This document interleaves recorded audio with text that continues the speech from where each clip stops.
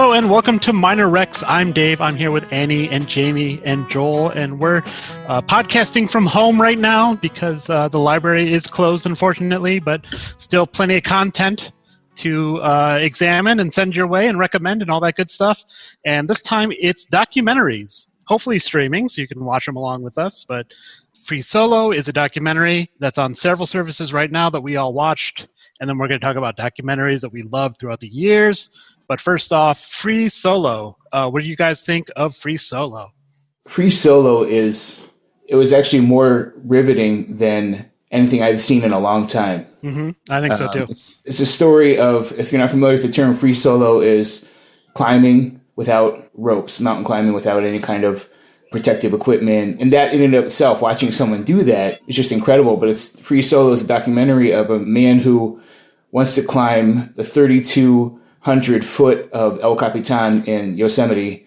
And it is just excruciating, I think is a good word to watch. But it also develops where he's coming from, why he wants to do this. And it was a really good character piece and a study of determination and discipline. But I told my wife who I was watching it with, I haven't been this locked in and tense since watching playoff hockey when it mattered. So, yeah, I agree. I had to pause it and walk away a couple times and catch my breath and take a moment because it's very tense. It's anxiety-provoking in addition to just fascinating. The way this subculture is like thoroughly examined by these climbers. So it's like an interesting learning experience along with a very strong emotional experience. And so I think it was very well done. And what I liked about it too was they talked a lot about like the emotional and ethical side of doing this and how it affects the people around you. Mm-hmm. So I really liked that they included the character of Alex's girlfriend and discussing as he's trying to reckon with what that means for their relationship, that he's doing this death-defying thing. I think at the beginning he's talking with a friend and they're talking about all the people that they've known that who died. So I think that the girlfriend then kind of is this interpreter between him and us a little bit as we kind of understand and we get to see it through her eyes as well. And I think there's this one scene where they film the people videoing this and they're like kind of closing their eyes too. They can't even watch. And we see ethically how it also affects them. Like, is this ethical for them to be doing this? You kind of see how they wrangle with that. So I think on so many different levels, it was really interesting and harrowing. Yeah, I heard that Alex and Sandy are going to be married soon. Yay. So that kind of makes all the climbers wonder if that's going to change his climbing style. Mm-hmm. But also very happy for him that it worked out. Yeah. Yeah, I watched it a second time last week, and it was no less thrilling. It was like all the emotions from the first time of watching it, no less than that. That's impressive. He's just incredible. Like, 1 second of crag climbing can be like so excruciating, and he does that for like 2,000 feet. For 4 hours, and you've got to focus on every turn of your hand. I kind of love the moments when he's going through the steps, and he's like, well, then you put your hand here, and then you twist your thumb, and then you reach 6 inches to the left. I'm like, wow, he knows every move. Mm-hmm. He knows every piece of this rock. That's fascinating. There's that scene where he leans forward and takes out a toothbrush from his back pocket and scrubs the cliff to get rid of debris so he can have a better, fingertip hold. That was to me, that was the epitome of the microscopic variations that he has to rely on and to memorize. He's going through all those steps out of his notebook. That was just an incredible study of dedication to a craft. Mm-hmm. And also so terrifying too, because what if you don't toothbrush away enough of the debris or something, or your fingertip is just a little bit to the side and then it all literally comes crashing down. It's so minute, the difference between literally life and death. Mm-hmm. It just seems that his personality was that way and it just kind of matched up. He was a perfectionist, and I couldn't tell if it was rock climbing that turned him into the person who eschews happiness and comfort. Because he even says, where does that get anybody? In order to make a difference, you have to push yourself, get out to the edge, and go. And that kind of fit his personality. Yeah, it seemed like he was always a rock climber, even when he was very young and before he actually climbed a rock. And it's not like he's doing Free Solo to show off or to be special, but he's just like, I just didn't like other people at the time. So I would just climb by myself. It's just very much like a sport built for him, and he was built for the sport. Like even on the brain level, I like that scene where they scan his brain and compare it to quote unquote normal brain. And I forget what exactly the terms they use, but the idea that his brain is so much less stimulated, generally speaking, than other brains. And maybe that's why he's drawn to these thrill-seeking things if he can't get that activation in normal life. So it's like literally his brain was built for this type of thing. I think you have to have something kind of wrong with you or different in your brain to be able to reach that level. You see Tommy Caldwell in it, and he's in the Dawn Wall, which is on Netflix too. He had a kind of similar, very loner, very much like determined, didn't care if people were watching or not. He just did his own thing, and he didn't really talk to people. I think they thought he was like autistic for a long time. So it just seems like that culture, those people thrive in it, I guess. Yeah, like you've got to value being alone to be a solo climber, I suppose. Like that's got to be one of your core values is you excel in isolation as opposed to are limited by it. Annie, did you watch the other documentary about him? Yeah, it was really good. You guys should watch it. I would recommend, along with Free Solo, Dawn Wall. There's a series called Real Rock that comes out, I think, every year. And then I just saw one earlier this spring called Pretty Strong. And that's about female climbers. And that was really good. Do you feel like that whole genre tells kind of a similar story, or do you feel that they all take a different tack to how they talk about climbing? Well, after watching Pretty Strong, they kind of interview several different women and groups of women. And each one was a different style. Each one had a different story, and they took a different approach to the storytelling of it.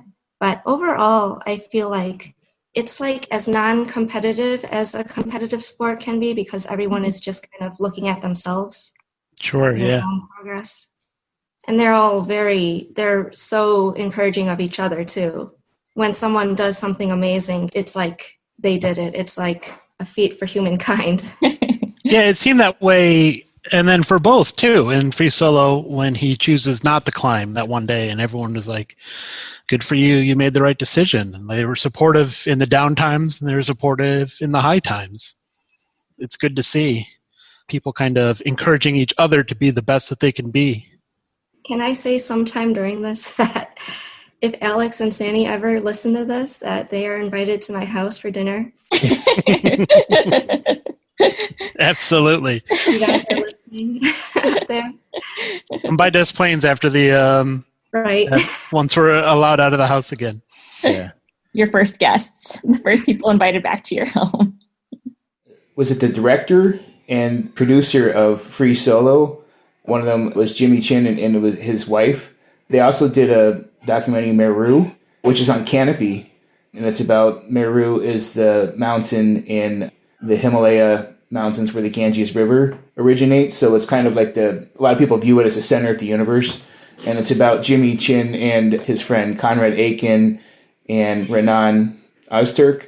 They all team up and they try to scale Meru, which has never been completed. It's never been summited.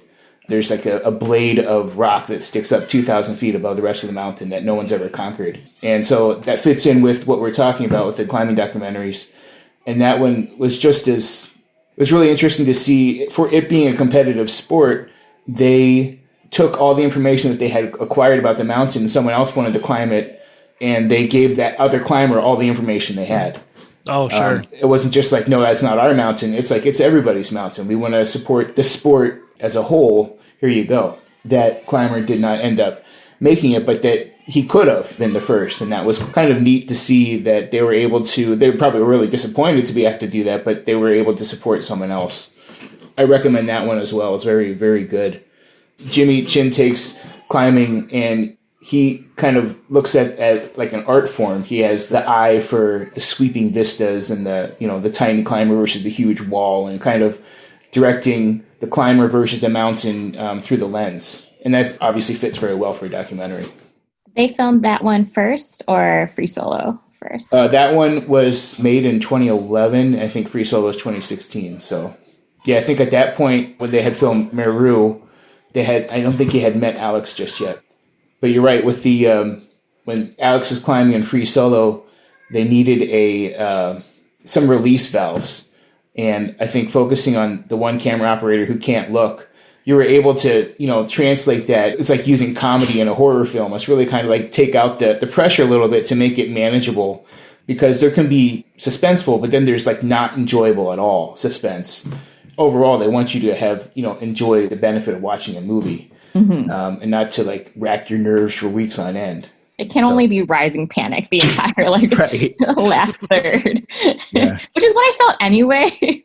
It is good to have those kind of more humanizing moments when what Alex is doing seems so superhuman to say, An interesting approach to the documentary, where they could have said, we're not going to film each other. We're not going to break the fourth wall. We're just going to focus on the solo climb and the isolated experience. But I don't think that would have made as good a movie. You needed those human responses and emotions and things like that. People being afraid, people being excited, people being proud, all around the solo climb to make it really resonate. Yeah, and I think that it goes back to the idea of, it's called free solo, but there's so many people involved. It's not just one person. He had such a big community of people like spurring him on and wanting to help and stuff. I would not be able to watch someone I cared about doing that or be okay with that. Oh, no. I would not be able to. Nope. After I saw that, I saw it alone, and my boyfriend had already seen it, and we're climbers, and I made him promise never to do that. I believe it. So what else? Do we have any other documentaries out there we can recommend? I just watched the first 2 episodes of The Last Dance, which is the Bulls documentary. Right now, it's only available through ESPN, either on TV or on their streaming services. But I think starting in July, it's supposed to come out on Netflix. And if you are an international listener, it is already available on Netflix. But that one, I think, especially for listeners from Des Plaines, would be interesting because it has so much archival footage, so much new stuff of just the Bulls last season. And I'm not like a big Bulls fan by any means. I would watch them when I was younger with my dad growing up. But even for someone like me who just has, a very basic knowledge of the Bulls, it's a wildly fascinating documentary about these people who are legends, both in, our hometown and around the world. Yeah, I'm sorry to say I haven't started watching that, but I've heard everyone getting excited because it's early, right? It was supposed to come out later. But they come out after, I think, the summer because they wanted to have all the other, championships and stuff go by. But now they were like, oh, no sports are happening. Let's release No sports are happening. Everyone's stuck at home. Let's all watch it together. In the vein of sports documentaries, did anyone watch Icarus? Mm-mm. No, I have not. That's on Netflix. It's interesting because it's about an investigation into doping in bike races. But what the filmmaker goes into trying to, the goal that he's trying to find out more about, it's not what the documentary ends up being about. It takes a kind of a twist, and it's crazy because the doctor that he's using, he actually undergoes his own treatment and then sees how he can pass through all the tests without being positive. Which, lots and lots of athletes have passed hundreds of tests. And this happened in the Olympics too. And they go into that because it ends up being that the doctor he was seeing was part of this big scheme in Russia with the Sochi Olympics to get all the gold medals and dope up a lot of their athletes so that they would pass tests. He knew everything exactly, how much they needed, the time frames for when they needed to be clean. They even declined the doctor's advice, and they ended up having to switch pee out, clean pee for dirty pee. So it was really crazy, and it's very close to Putin. He mandated this. The guy became a whistleblower and is in the witness protection program now. Is that a series or is it just one movie length? Yeah, Okay. It's just one movie. Okay. That sounds really interesting. I've always been a big fan. It's pretty old now, but this film is not yet rated, which is an examination of the MPAA's ratings board in Hollywood and how material is not fairly weighted by this panel of people. So the people who rate your movies, either PG or R or whatever, are secret. We don't know whom they are. We don't know where they meet. And so this documentary sought to explore that idea and who are these people and why do they get to decide and how do they decide? And it turns out to be very subjective and not entirely fair across sexual identity and gender identity and acts of violence. The filmmaker actually puts up 2 scenes from 2 different movies. One's rated R and one's rated NC-17. And like they appear to be the same, but because the context is different, they gave it a much stronger rating because it's 2 men instead of a man and a woman or things like that. So it's a fascinating look into this idea that what turned out to be, so he actually found most of the people on the board, and they're middle-class Americans, white Americans, middle-aged, from around town. They're not from across the country. They're not from different backgrounds. They're not from different incomes. It's just local friends of Jack Valenti at the time, who he just said, hey, come over and rate some movies. I saw that on Netflix. I don't know if it's still there, but I saw it quite some time ago. That's really interesting. It's the same people, like they don't like switch over to have new people every year or anything like that. It's just the same people all the time. They're supposed to switch over. They said they would, but apparently that just has not been happening. In the rules for the board, they say, we'll rotate members, but then certain members have been there for over a decade or something like that. So, wow.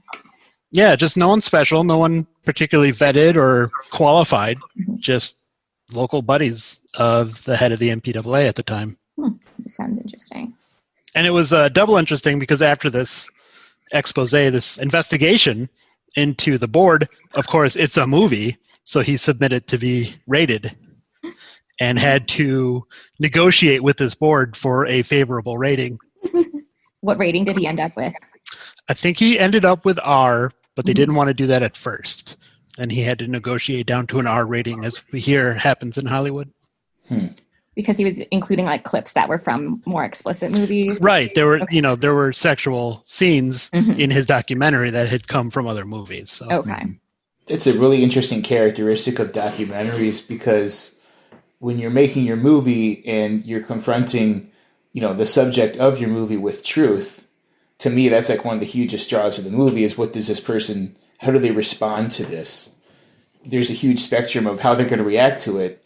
I recently watched Tiger King on Netflix, and oh my goodness, that was just full of truth telling to everybody. That was just an amazing experience. The documenter, the guy in charge, interviewing everybody, really had a personality kind of his own. In that he didn't take over the interviews, but the questions he asked, you could tell where he was coming from, and that was a fascinating part of that. So they included the interviewer's questions in it. Right. You could hear him conversing, and he was like leading them down the path of, they're talking, and then if he had a question, he would speak up. And a lot of times they cut that out, the interviewer's part. So that's interesting that they left it in. But there are also parts of that documentary where he wanted to end on a certain reaction, and he showed it, but you were able to kind of tell, getting to know the character well enough, that they weren't referring to what was being talked about. They were referring to another situation that kind of fit into the end of that scene. And that was interesting on its own aspect, that he was trying to maybe manipulate the conversation to how he wanted it to end. I did hear something about that. I only saw the first episode, but some friend told me that they read an article where they thought the interviewer was really trying to make Joe Exotic the protagonist of this story. And they cut out all the parts where he had said racist remarks. Yeah. I thought that was I know Joe's not really doing himself any favors during the whole thing. Maybe it was possibly to make him more palatable, but there was an element of creating a victim out of him, but there was also just as much footage revealing him as a predator, which juxtaposed against having a wildcat zoo was an interesting take, but he wasn't defended very much. And they did include a lot of other stuff about him that was not flattering at all. I haven't seen any of the series, but why has it captured America's attention? Because I hear about it all the time. It's number one on Netflix right now. Maybe because Netflix says so. Oh, that could Because Netflix pushes it, and then people are like, well, yeah, sure, let's just, all it takes is one click. Then you're in. Yeah, it's meme fodder. I think I know more about it through memes than ever actually watching. Absolutely. Well, I happen to enjoy watching footage of large cats, and the fact that there are more large cats in the United States than in the wild really kind of floored me. So, tigers at least. I have a friend who thinks he went to a show like 20 years ago at a local mall. He's got pictures of him with baby tigers. Yeah. And now has mixed feelings about those memories. Dave, did you watch it? I have not watched Tiger King, no. I have not. It's on my list, as we like to say. A friend was recommending it to my sister and I while we were doing like a video chat. And my sister said that there's already so much chaos in her life that she's not going to watch the Tiger King and add more chaos in her life right now. So maybe at a later time. What about Ken Burns? Are we Ken Burns fans here or no? Anyone watch all 11 parts of a Ken Burns documentary? I have not. I have not. I've taken several home and brought them right back. Yeah, they're on my list. I'm not that ambitious. They sound good. They're interesting topics, but I'm just like, I try to talk myself into it, and I take them home, and I look at 13 discs or whatever, and I let it go. Maybe I don't need to know that much about the Vietnam War. Didn't some platform release or just show some baseball documentary Ken Burns did for free during the time? That had Ty Cobb's in it, right? Yeah. Yeah, it's the history of each episode is an inning, and there are 9 episodes, and then they keep releasing extra innings as time goes on. So that's been an interesting characteristic of that, but I have not seen it, no. Okay. Any Werner Herzog fans? Mm-hmm. Yeah. I haven't seen as much as I should. I'm a fan of the man when he guest stars on The Simpsons and things like that, but I've not seen enough of his movies, I think. His voice is so soothing to me. It makes any documentary better when he's just narrating in that soothing voice. Annie, which one's your favorite one? I just remember scene with the penguin walking off into the distant mountain. He is walking with a group of penguins, and then one of them stands still and stares off at the mountain in the distance, and he just breaks off from the group and goes by himself. He just keeps walking over, and you don't know why. He does this whole commentary on it. Fascinated by the penguin. He sounds soothing, but also kind of sinister. Mm-hmm. I don't know how much you want to put in the podcast, but yeah, he made a great villain in Mandalorian. Mm-hmm. That's a documentary. Has anyone seen, was it American Factory? Oh, yeah, I just saw that. What'd you think of that? It was really good, actually. I saw that with friends online, and then we talked about it for an hour afterward. Oh, good. It's always a good experience. That one is in Detroit or somewhere in America. It's factories close down, and then Chinese companies buy up these closed factories and start hiring Americans for it. But they also bring over Chinese workers. Mm-hmm. So there's a big cultural divide. The American workers, are being treated kind of worse than they're used to. Mm-hmm. Yeah, I can't remember all that there is about it, but it's hard to imagine that it would have ever worked.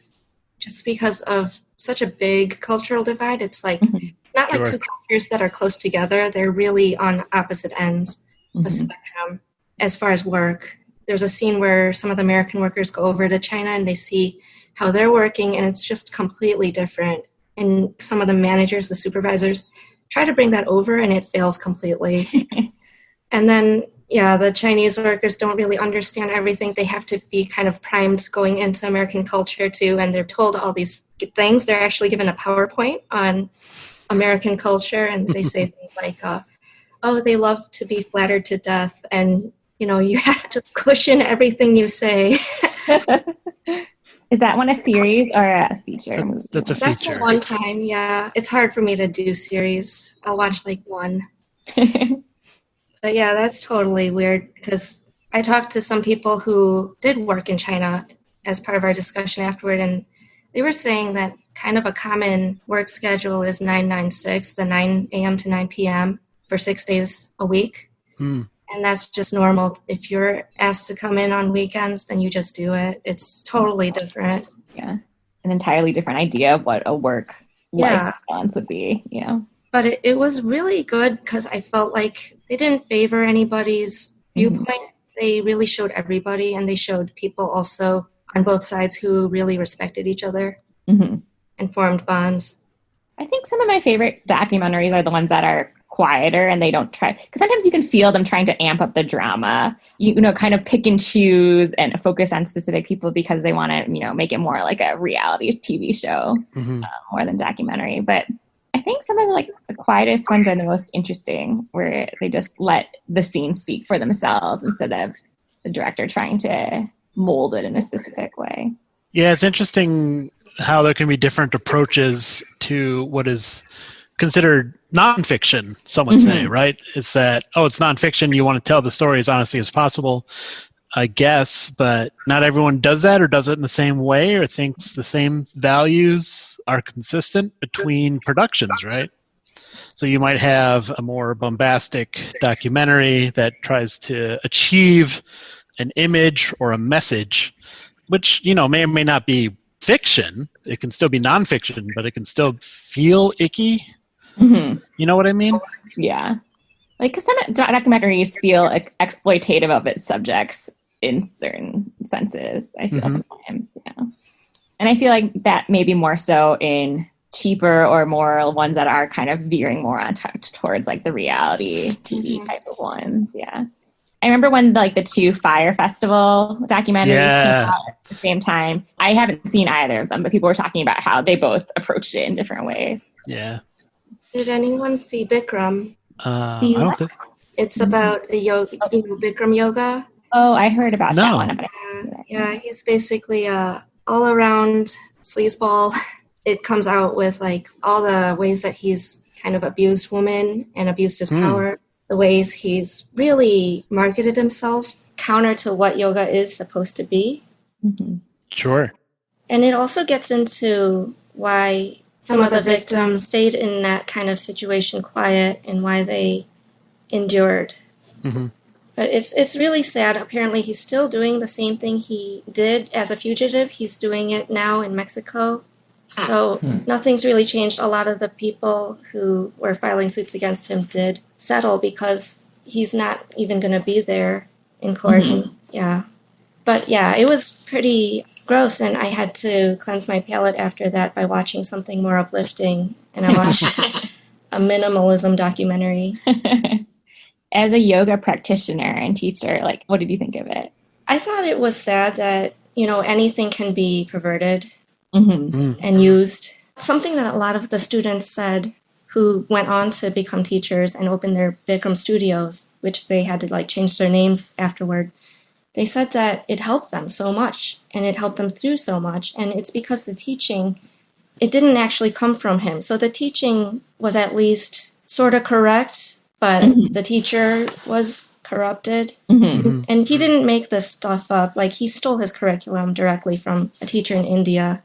And they go into that too. So that kind of makes that more legit. But it's really just sad that a few people who will abuse their power and use it wrongly will make other people afraid of the whole practice, Sure. which is supposed to be helpful. Has anyone seen any documentaries in theaters or just streaming? I remember seeing a couple of Michael Moore's when I was in college in theaters. Is that experience any different for us than, sitting at home on the couch, being with a group of people? Well, the year I had Movie Pass, I saw a good amount of documentaries. Oh, sure. In theaters. I remember that year. The year of Movie Pass. We all look at it fondly. The 3 Identical Strangers documentary. I saw. Sure. That was one of my favorite documentaries and one of my favorite Movie Pass movies I saw. I saw that at the Music Box in Chicago, but that was a really interesting one that I would recommend. I don't know if it's streaming anywhere now. I think so. I think the last documentary I saw was in the theater was March of the Penguins. So 15 years ago. I loved it. Yeah. I love seeing it in the theater too. Because you have that big expanse of white scenery. Oh, sure. It'd probably be gorgeous on the screen, right? With the big screen in front of you. Do you guys feel like you go into watching documentaries with different expectations than when you watch a feature film? Do you expect to be entertained, or do you feel like, oh, I have to learn something? Or Yeah, I kind of expect it to be like more engaging.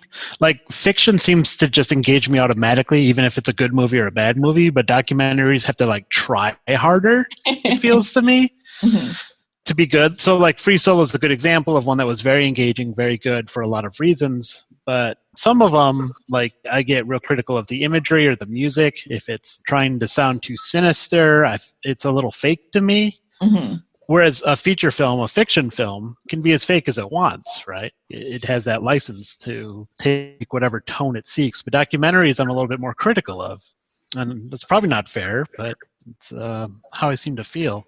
So the fiction has more allowance to play with your disbelief. Documentary has to toe the line of truth, at least be within shouting distance of it for a lot. Yeah, something like that. Something like if it feels too fake, I get frustrated. And I can't really describe what that means, but I think I'm more critical of tone of documentaries and the message. Like a movie can be bad, but I can still enjoy parts of it. But a documentary, it's like I feel like if I don't agree with it, then it was a bad movie too, but that's not necessarily true. So yeah, I think I'm a little unfair when it comes to watching documentaries, now that you mention it. That kind of makes me think about how I think about the aesthetics of a documentary. Seems like it signals more than the aesthetics of a fiction feature film. Like the aesthetics of the movie gestures maybe more towards like its opinion about the truth, its opinion about the subject, which is because it's a real thing, makes us think more about like what the directing team believes or feels maybe. Right. Absolutely. Yeah, you're more in tune with its perception. Yeah. Since it's closer to reality. Yeah. Yeah. That it seems like it matters more. That's interesting. I do usually go into it expecting more too than a fiction film, but I prefer nonfiction. I like reading nonfiction. I think it's more strange and interesting in a lot of ways because it's real. It happened. That's interesting. I read more nonfiction than I read fiction, but I think in movies, I watch much more fiction than nonfiction. Sure. I don't watch very many documentaries. I get in streaks. I'll probably get into one because of Free Solo, where you watch a good one, you want to watch another good one and another good one. But then I kind of like, go back the other way, and I go for many months without watching documentaries. I have noticed a lot more, just like looking for them on Netflix, that there's so many more series documentaries that it's kind of daunting. It's like, I don't know if I have time. Yeah, if I have 14 hours to commit to this story. Yeah. I wish that they would kind of keep more to like condensing it, because that makes them have to make more value out of every minute. That's true. Yeah. It might be a better experience than what may be more tedious when it's stretched out over 12 or 14 episodes. But I wonder financially, too, if they're being produced by, Netflix or Amazon Prime. They have to shoot all this footage anyway, so it probably is more financially. They get more bang for their buck if it is a longer series, if they're doing it anyway. You just have more fluff, right? It's a very good point, right? The 2-hour documentary on Netflix is not the same as a 2-hour documentary in a theater. They're not going to release a 10-part documentary in your local theater because it'd be impossible to watch the whole thing or come back every day. But on Netflix, whatever, we can put 20 hours out. That's an interesting point. I hadn't thought of that. And then our threshold, maybe, if there's parts that are interesting, then we'll sit through, the other stuff that for a movie we might have to cut out. And for Netflix, that just benefits them because it's more content for them to say they have. So I think, unfortunately, Annie will probably have a lot more of that, where there'll be like bits and pieces of entertainment, but there'll be a lower threshold for the entertainment threshold. Yeah, just make sure the best parts of the series are in the beginning and the end, so that you can just have them jump to the next without even lifting a finger. It'll just go right into the next episode. Yeah. I enjoy watching films and shows about cold case files and investigations that have happened over time. And I enjoy reading true crime. And there are a lot of true crime documentaries that are on Netflix that I've been meaning to watch. They're on my list.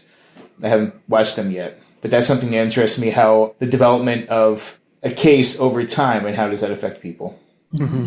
Like, did you watch the Making a Murderer one? No, I have not. Okay. There are There's apparently so many. Yeah, so many. I feel like I should watch them too, because that's my section.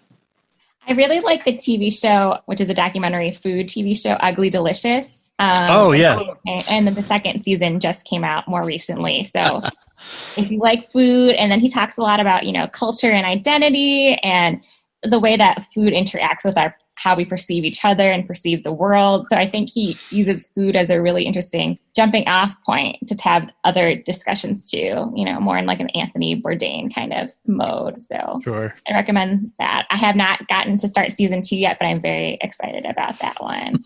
And then I also really liked the salt, fat, acid, heat. Yeah. Whatever order those words are in.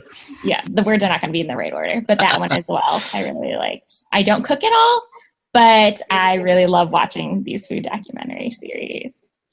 So any more recommendations? Any other documentaries you want to shout out before we go? I do have some, but they're kind of old. I don't know if they're streaming either.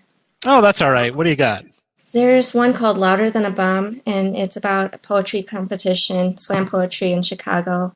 Just high schoolers. And you can go to the preliminary contests that they have. You can go to all of it, I think. It happens over a weekend every year, except maybe not this year. I don't know. They're amazing poets. Like, it tells you like kind of the story of these teams from all these different high schools. I forgot the name, if I'm getting this right. It's like War, What Is It Good For?